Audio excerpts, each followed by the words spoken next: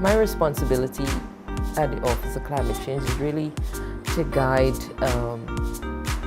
national efforts from the level of policy and strategies as we take action comprehensively to address Guyana's climate vulnerability. And that will be to ensure that relevant actions are integrated across all sectors and also at all levels, that is national, regional, local level. And so largely we speak about climate change adaptation, meaning what do we do to adjust to the threats and the effects and impacts that we're seeing now and those that are likely to occur or projected to occur. What do we do to increase our resilience? That is so that we can withstand and life can continue as we know it, so we don't have disruption to livelihood and livelihood activities or economic activities or disruption of our infrastructure, loss of life. And then what can we do as a country to reduce our greenhouse gas emissions? Mrs. Christian said that the OCC was established to ensure the safety and stability of services used by the everyday Guyanese. In many instances, it is public services that are disrupted, or in many instances, it's infrastructure for which government has a responsibility to put in place to serve its people. And then when you get down to the individual level, it is individuals, homeowners, or business people or farmers who also experience loss with their own assets or their livelihood activities that may be at risk. And so it's a comprehensive approach to ensure that we do not have widespread loss, which have result in serious economic impacts, which of course trickle down to the individual.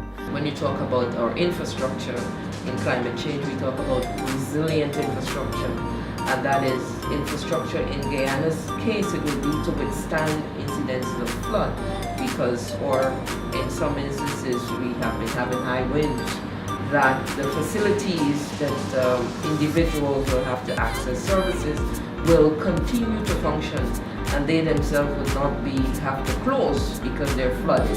Say, for example, our schools or markets or hospitals and so on. So we talk about resilience.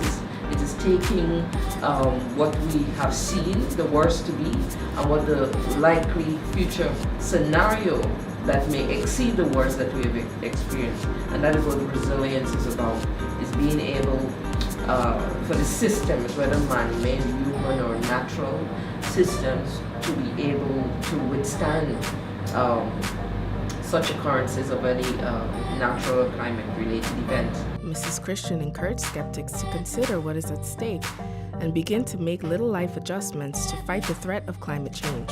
You don't have to go very far. Even if you are skeptic to the science, the reality of the change is already happening. We're already experiencing it, and so we will not be like the ostrich and keep our head in the sand, but we need to adjust, adapt, build stronger, build better, and also take action to ensure that we are not contributing to the problem that we're trying to solve.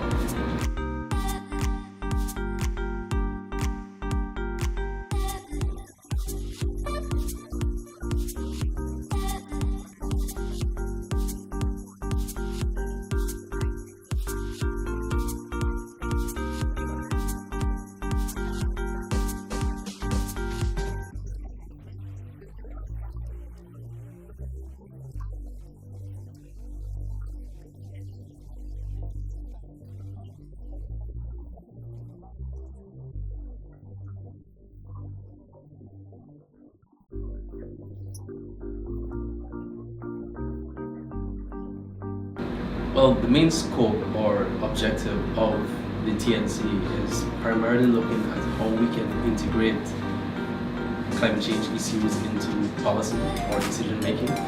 So we know that if we are able to present various scenarios based on data that we have to government, then we can say, moving in a particular direction, these are the things that we need to do if we want to be able to, one, mitigate climate change, or even adapt to the adverse effects of such.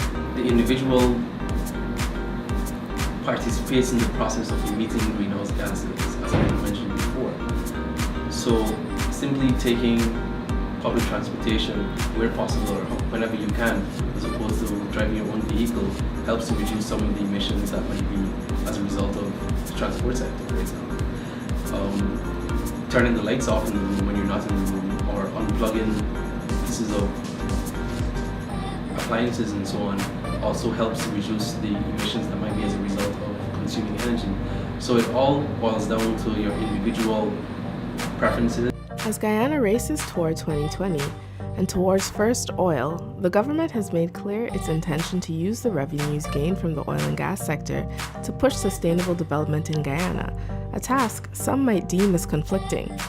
Recently appointed climate change finance advisor, Mr. Kahal Neeli Singh, said that the task is unprecedented but not impossible. It hasn't really been done before. Guyana is going to be entering into an arena which really it can only succeed if it learns very well the lessons and the mistakes of others. And there is no better place to learn mistakes about that. There is really a very strong thrust towards public education and awareness so that people understand what's at stake and understand the critical role of the Office of Climate Change and the role that adaptation and mitigation is necessary going forward, and how it has to be built into the economy with the revenues that are gained.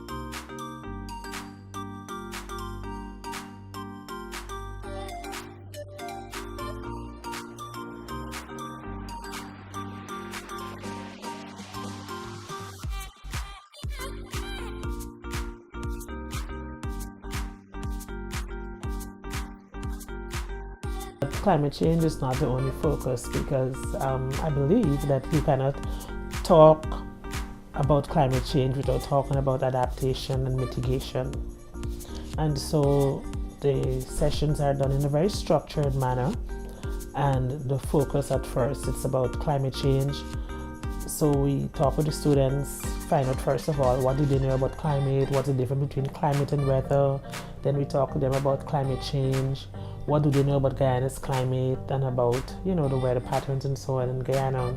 And that's just to get a feel of what they know. And then we begin, imparting the knowledge to them. The children, she said, sometimes come to the workshop with prior knowledge of climate issues, but are always eager to learn more. We talk about little things that they can do. That's one of the things that we talk to them about, which is mitigation. And so anybody can, mitigate defects. It doesn't matter if you're a child or an adult. As children, we talk with them about simple things that they can do to mitigate defects. And so we tell them simple things about, if you leave in the room, turn off lights when they're not in use, unplug your devices when they're not in use.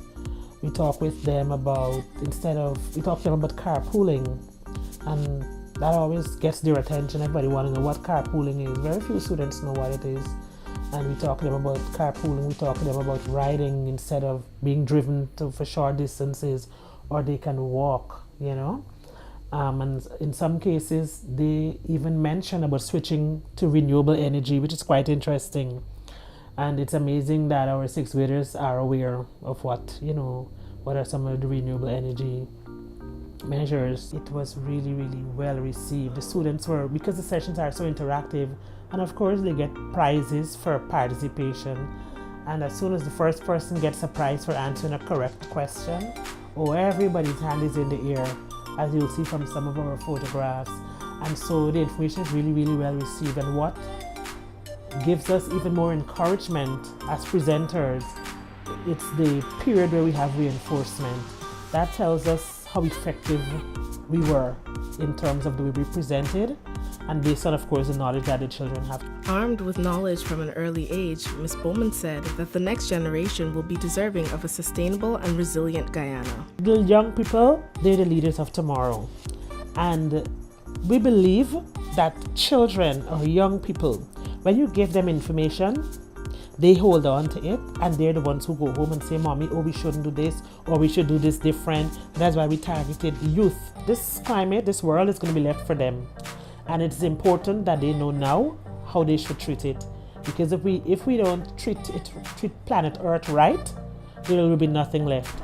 Let's say, for example, we cut down all the trees, or we just have irresponsible, we behave irresponsible in terms of deforestation and nothing is left, the trees are all gone, what's going to happen? You understand? And so it is important that they are made aware up front or now, so that something can be left for the next generation and the generation after that.